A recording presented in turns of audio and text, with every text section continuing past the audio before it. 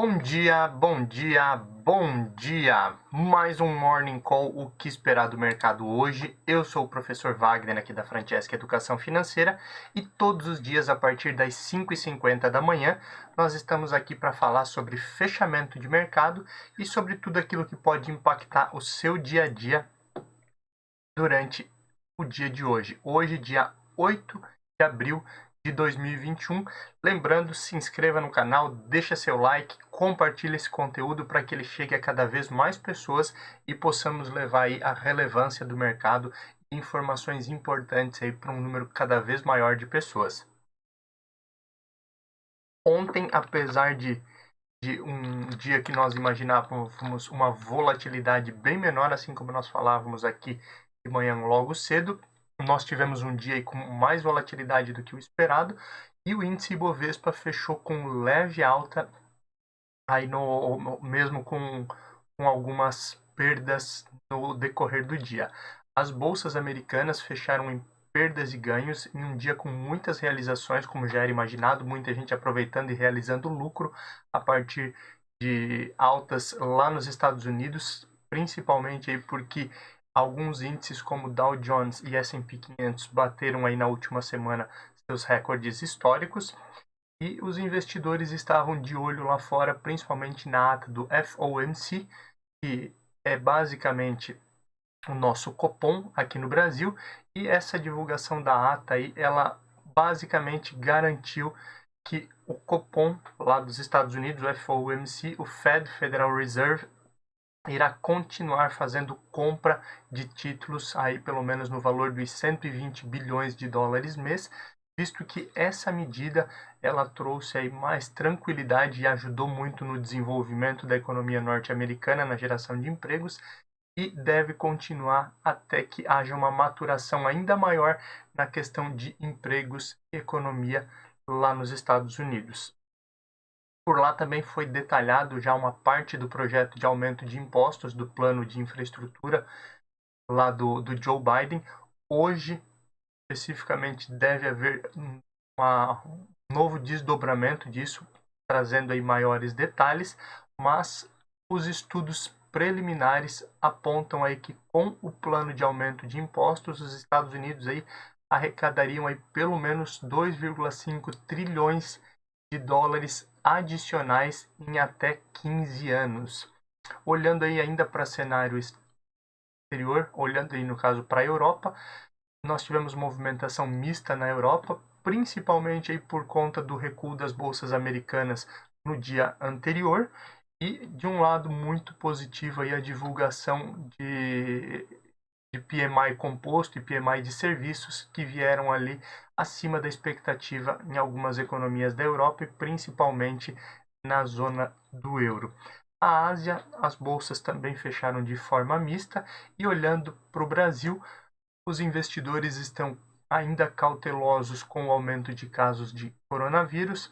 Ontem todo mundo ficou atrelado a uma possível interferência do presidente Jair Bolsonaro na política de preços da Petrobras, visto que ele disse que é inadmissível esse aumento aí de 39% no gás e, segundo palavras do próprio presidente, ele pode aí interferir na política de preços, conforme é detalhada essa política de preços lá na Petrobras.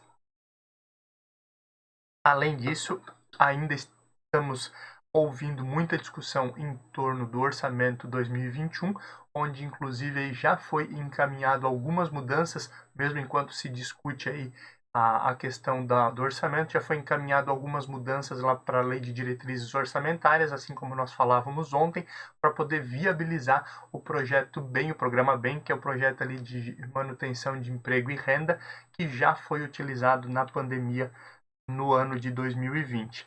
Tudo isso aí acontecendo no dia de ontem, os investidores ligados em todos esses movimentos e muita coisa ainda por vir no dia de hoje. Mas falando em números especificamente de ontem, dia 7 de 4 de 2021, Ibovespa aí teve uma alta leve de 0,11%, mesmo aí tendo chego em alguns períodos acima dos 118 mil pontos, ela fechou a 117.623 pontos, por conta de toda essa desconfiança ainda no mercado no dia de ontem. O dólar, principalmente com a fala do presidente Jair Bolsonaro de uma possível interferência na Petrobras, subiu 0,78%, dólar que vinha a princípio em queda nos últimos dias e em queda no dia de ontem, fechou a R$ 5,64. Olhando lá para os Estados Unidos, a bolsa de tecnologia norte-americana, a Nasdaq, fechou aí a 13.688 pontos, uma queda de 0,07%. S&P 500 fechou aí a 4.079 pontos, uma alta de 0,15%, e Dow Jones uma alta de 0,05% a 33.446 pontos. Olhando já para o cenário da Europa, nós tivemos ontem aí o euro caindo 0,40% a R$ 6,64. As mudanças nas bolsas europeias, tivemos aí a Alemanha com leve queda de 0,24%, depois de ter renovado aí nos últimos dias as suas máximas históricas, e o DAX na Alemanha fechou a 15.176 pontos.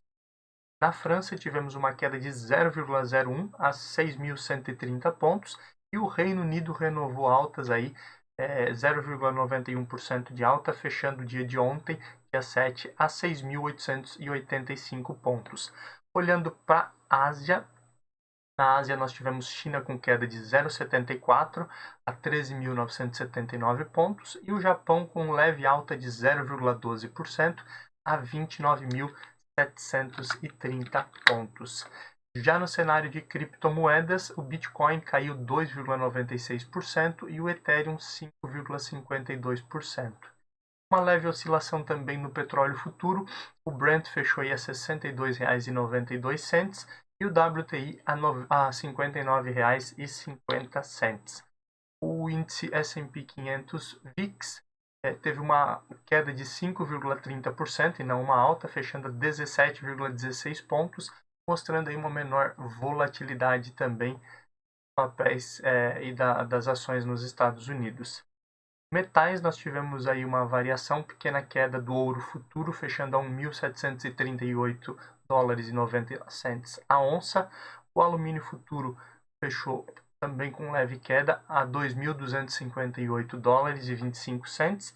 E o ferro refinado fechou aí a 169 dólares e 24 cents, uma leve alta na negociação de metais futuro.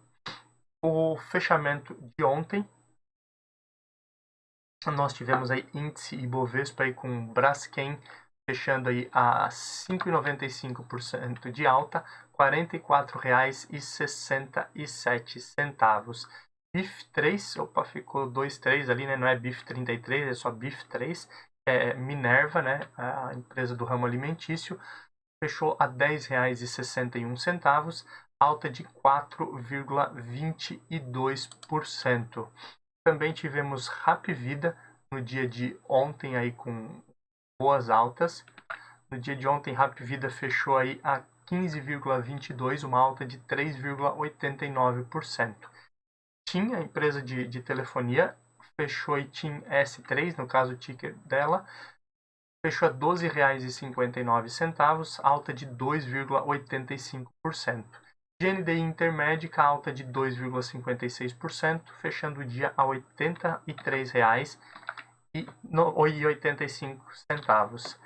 Já as principais baixas, tivemos a HGTX3, que é a loja Zering, queda de 3,34%, 16,48% o fechamento do dia 7.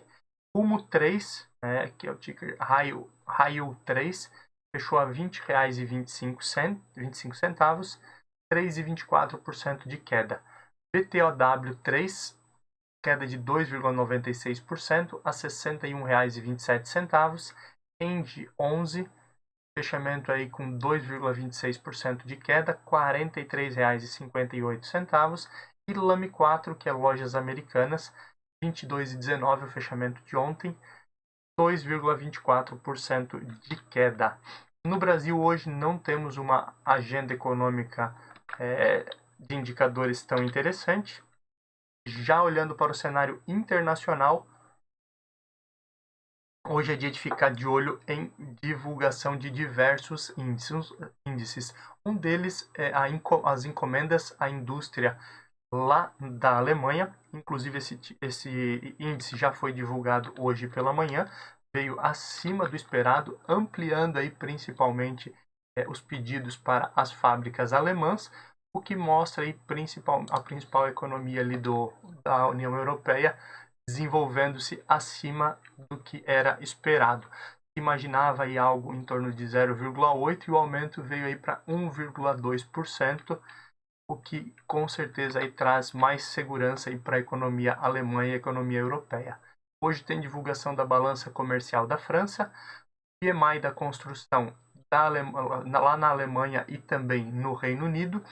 Hoje nós temos divulgação do IPP, Índice de Preços ao Produtor na zona do euro, e declarações aí de políticas monetárias do Banco Central Europeu, mostrando aí o destino principalmente das políticas monetárias em relação à zona do euro, à Europa, União Europeia como um todo. Hoje temos já nos Estados Unidos os pedidos iniciais de seguro-desemprego. Esse índice aí ele mostra as pessoas que foram demitidas recentemente, então, ou seja, estão fazendo o seu pedido de auxílio emergencial pela primeira vez. Hoje também temos discurso do Jerome Powell, que é o presidente do Fed, o Federal Reserve lá nos Estados Unidos. Isso obviamente deve impactar bastante o mercado, é um dos índices, um dos indicadores aí que nós temos que ficar de olho no dia de hoje, além obviamente do IPC da China, a China que aí figura entre as maiores economias do mundo. Vamos começar a falar um pouquinho mais dela aqui no Morning Call, o que esperar do mercado hoje, até porque existe uma expectativa de a China ultrapassar até 2028 a maior economia do mundo, que hoje é os Estados Unidos. Olhando um pouquinho para a política, o presidente Jair Bolsonaro falou ali, como já adiantamos na abertura do nosso Morning Call, sobre a mudança de preços aí, 39% de aumento no gás. Ele disse que isso é inadmissível e fala em uma possível mudança na forma que os preços são formulados lá na Petrobras. Isso obviamente mexe com o mercado. Vimos isso aí anteriormente quando tivemos qualquer mudança aí no cenário das estatais. Todas as estatais acabam sofrendo, o dólar aumenta. Temos obviamente aí diversas mudanças a nível Brasil. Ontem, como já falávamos, o presidente Jair Bolsonaro jantou com diversos empresários ali em São Paulo. E novamente ele voltou a criticar as medidas de isolamento, inclusive, como ele frequentemente diz, que as medidas não são contra o Covid-19, mas sim contra ele, né? Então nós temos um problema aí, como diria Pelé, às vezes, como diria Pelé, não, como diria o Romário, o presidente muitas vezes calado é um poeta, né? Às vezes ele se expõe demais, é uma opinião do Wagner aqui, né, e não da Francesca Educação Financeira. A ABIN, a Agência Brasileira de Inteligência, ela nega que tenha dado qualquer apoio ao caso Flávio Bolsonaro. Só relembrando aí esse cenário, né, a ABIN, especificamente ali, ela estava, na verdade, existe toda uma investigação naquela questão das rachadinhas no gabinete do Flávio Bolsonaro, filho do presidente Jair Bolsonaro, lá no Rio de Janeiro, né? O caso do Queiroz e tudo mais. E há uma suspeita aí de um vazamento de informações, um relatório que teria auxiliado aí a defesa do Flávio Bolsonaro. A princípio, os jornais colocaram que esse relatório teria vindo da ABIN, a Agência Brasileira de Inteligência, lá no julgamento feito e na investigação feita pela PGR, a Procuradoria-Geral da República, mas, a princípio, a ABIN diz que não tem nada, que nunca fez esse relatório e, inclusive, que esse relatório não tem qualquer semelhança a outros relatórios produzidos aí pela Agência de Defesa. Inclusive, aí no dia de ontem foi feita aí busca e apreensão tanto no local de trabalho como na residência de um funcionário da ABIN que teoricamente teria vazado essas informações. E aí vem aquele detalhe, né? Qual será a punição para um funcionário aí como esse aí que tenha talvez vazado informações da Agência Nacional e obviamente se isso é verdade ou não, mas esperamos aí mais detalhes em relação a essas informações. O ex-presidente Luiz Inácio Lula da Silva, ele tenta atrair o PSB aí numa negociação aí para as eleições já de 2022, principalmente aí minando o apoio que o PSB normalmente dá ao candidato Ciro Gomes. E obviamente essa aliança aí ela tenta repetir o que já aconteceu em outros anos aí, uma aliança pró-Pernambuco, onde tem as principais lideranças do PSB e obviamente ali onde o candidato Ciro Gomes tem muita força também. O Congresso, através da Câmara dos Deputados, pretende votar o quanto antes um projeto que substitui a LSN, Lei de Segurança Nacional. Esse projeto tipifica como crime a tentativa de golpe de Estado. Né? Só para dar mais alguns detalhes, a LSN, Lei de Segurança Nacional, ela já vem aí há 19 anos tentando aí algum tipo de aprovação, né? E a lei determina quais as regras para que os crimes sejam avaliados e julgados, né?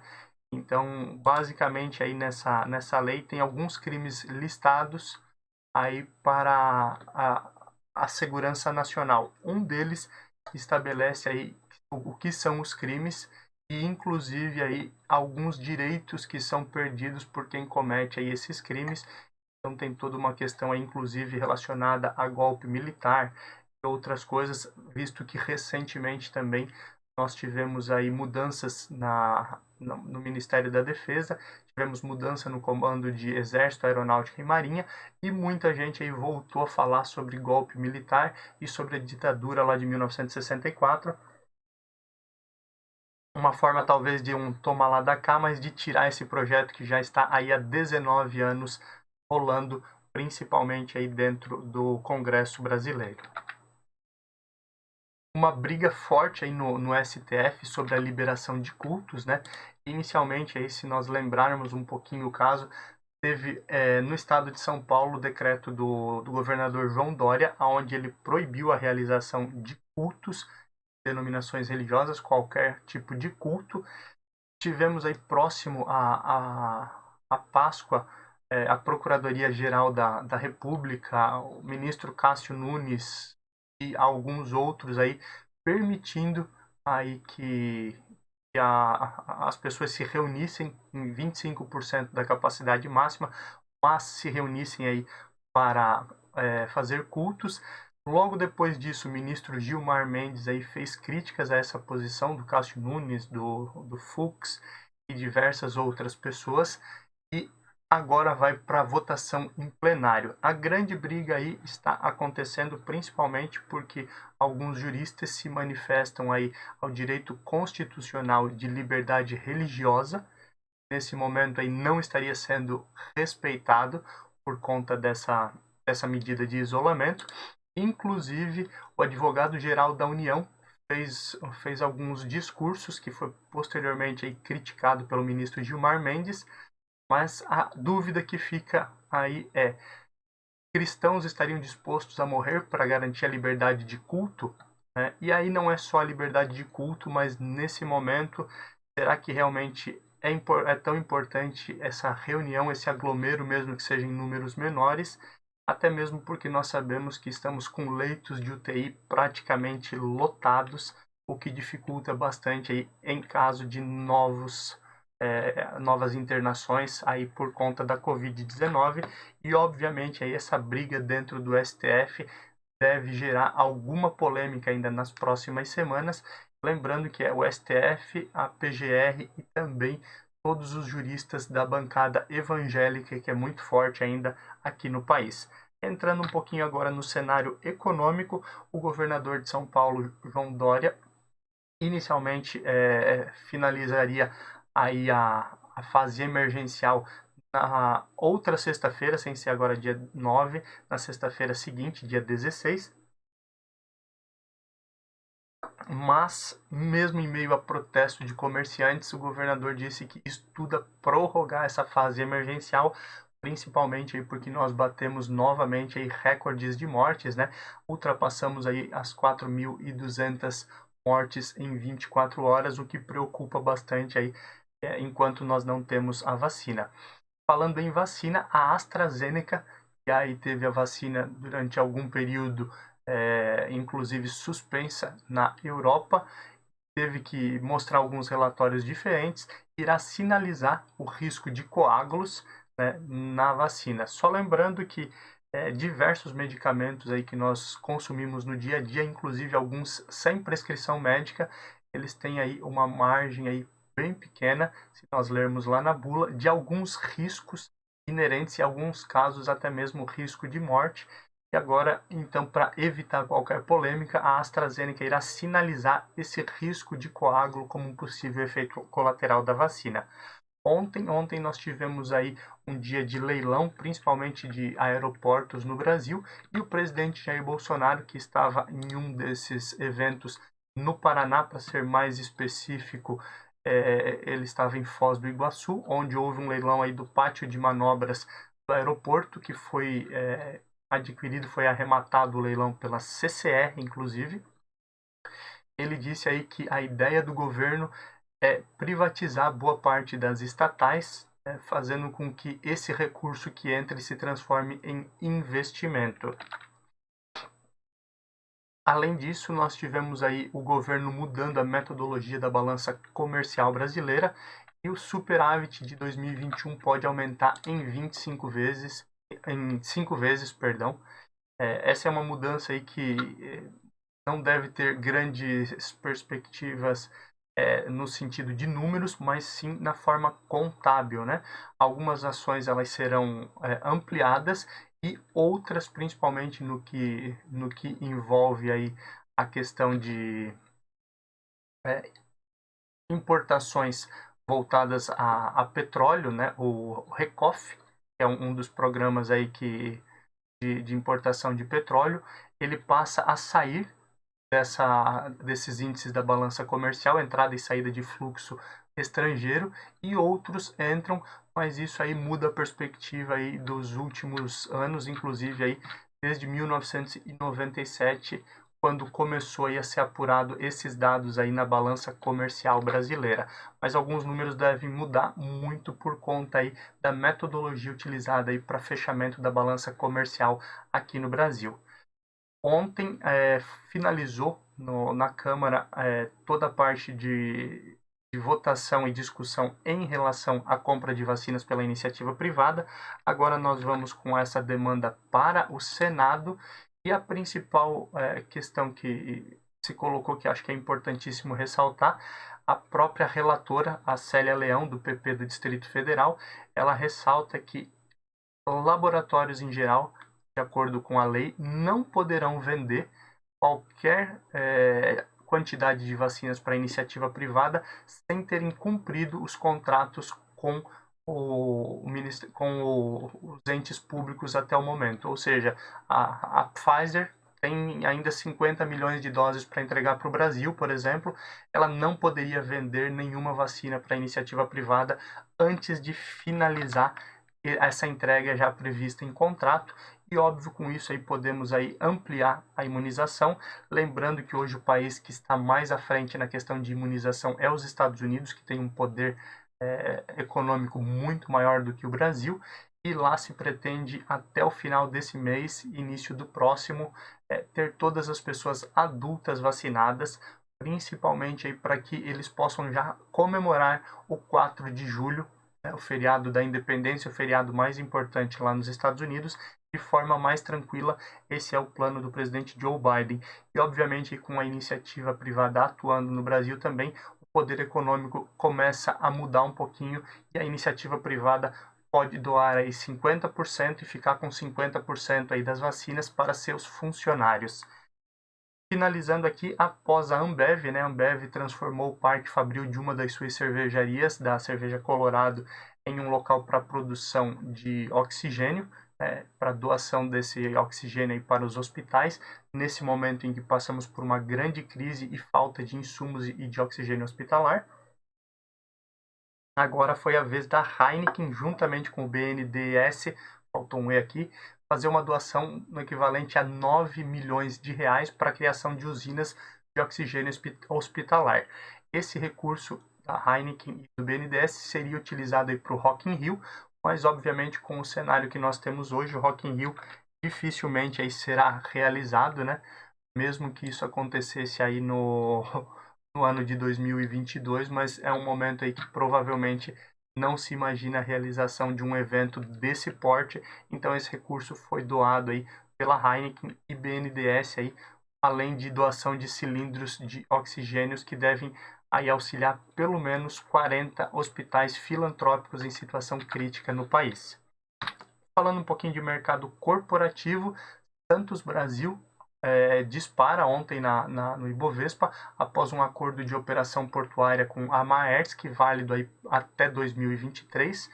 Notícia importante também, o Bradesco aprovou aí um aumento de capital social, ou seja, se você tem ações do Bradesco, você receberá uma bonificação de 10%. Lembrando que bonificação quando existe esse aumento do capital social, sem ser por meio de um follow-on, de uma nova emissão de ações, na verdade, né, ele só está aumentando com recursos próprios, todos os acionistas recebem proporcionalmente, ou seja, se você tem 100 ações de Bradesco, sejam elas preferenciais ou ordinárias, você receberá 10%, ou seja, 10 ações a mais, gratuitamente, tendo uma participação ou tendo uma quantidade de ações maior.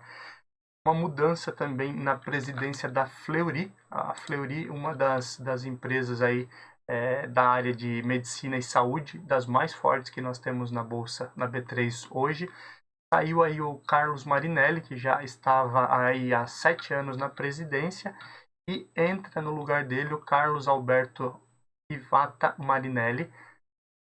Opa, perdão, ele saiu e entra no lugar dele o Gianni Tsutsui, acredito que ela já era diretora executiva da Fleury desde 2012. Essa mudança não deve ter um impacto tão forte, mas é uma notícia relevante aí em relação à Fleury. A Odebrecht, relembrando que a Odebrecht, né, falamos sobre isso, inclusive se você nos acompanha aqui há mais tempo, você vai lembrar que a Odebrecht não se chama mais Odebrecht, e sim Novonor, né, foi uma forma aí de eliminar toda aquela questão negativa que existiu aí após Lava Jato sob o nome Odebrecht.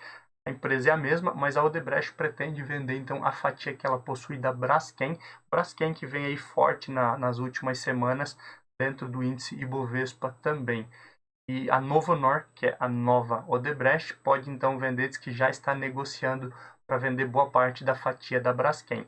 Nubank, que ainda não possui capital aberto na Bolsa Brasileira, mas o roxinho que já incomoda muita gente, né? No ano passado ultrapassou a marca aí 13 milhões de novos correntistas e ultrapassou com isso também o Santander. A Nubank agora está tendo uma marca de quase 1 milhão de novos clientes mês, e nessa tocada ela pode ultrapassar o Banco do Brasil, instituição mais do que centenária aí, até o ano de 2023, ou seja, uma ameaça direta aí aos principais bancos brasileiros. Lembrando que o Nubank, como nós já falamos aqui, ele ainda não tem capital aberto na Bolsa Brasileira, é algo que a diretoria do Nubank pretende, mas não se fala em data especificamente. Mas essa questão de superar aí o Banco do Brasil em número de clientes aí pode virar uma realidade até o ano de 2023, e aí ela começa a brigar aí diretamente com o público de Itaú, Bradesco, né? Assim que ela ultrapassa o Banco do Brasil também. Ela já está entre as 5 principais instituições financeiras do país.